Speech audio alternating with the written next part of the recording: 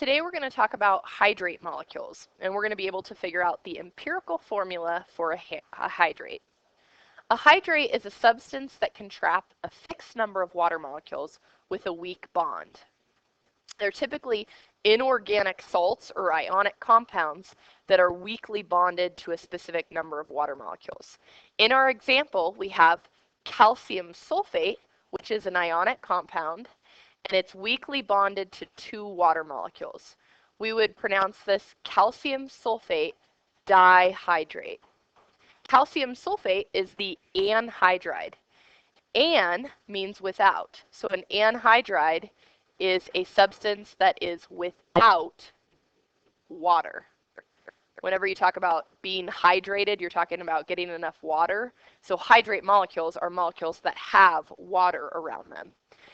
Water is, because it's weakly bonded to your ionic compound, it is easy to remove by applying energy in the form of heat. Formulas of the hydrates can be found pretty easily by heating the compound and evaporating off or driving off the water. If you take the mass of the substance before heating and then the mass of the substance after heating, you know that the difference in the initial and final mass is only due to the water that evaporated off. Hydrates can be used in a number of different applications. Some anhydrous compounds, or some residues, are hydrated so easily that they're said to be hygroscopic. They can actually pull out water molecules from the atmosphere, and they can be used as drying agents or desiccants. In this example, what we're going to try to determine is the formula of the hydrate given that the initial mass of molybdenum 5-sulfide is 100 grams and the residue left after heating was 86.7 grams. So this 100 grams here is our hydrate. This is due to MO2S5 and some number of water molecules that are weakly bonded to it. The problem is we don't know what X is. So we are trying to find X. The 86.7 grams is what we were left with after heating. So this is the part that we would refer to as our residue, which is also sometimes known as the anhydride, the part without the water.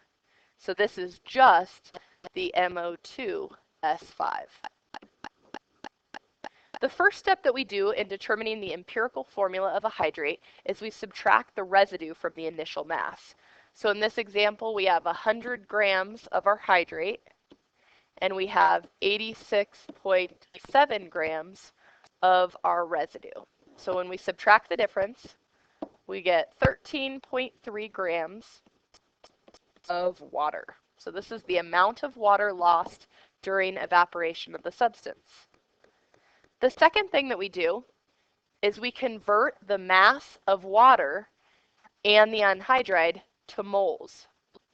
So just like we've done before with our mole map, we're going to start with the mass of water, which is 13.3 grams. We're going to do a monorail. We know that 1 mole of water is equal to the molar mass of water off the periodic table, which is about 18.0153 grams. 13.3 grams divided by 18.0153 is equal to approximately 0.738 moles of water. We're going to do the same process for our anhydride. So we had 86.7 grams of MO2S5 left after heating. And we're going to do a monorail.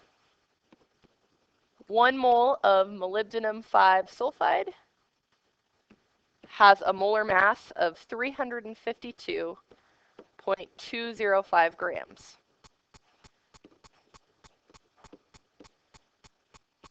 And we get 0.246 moles of anhydride, MO2S5.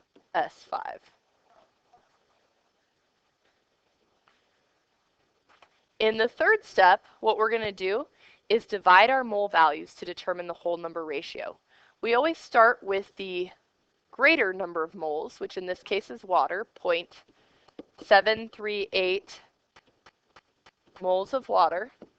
And we always take our moles of water and divide it by the lesser number of moles, which is 0.246 moles of MO2S5. When we take 0.738 and divide it by 0.246, we get 3.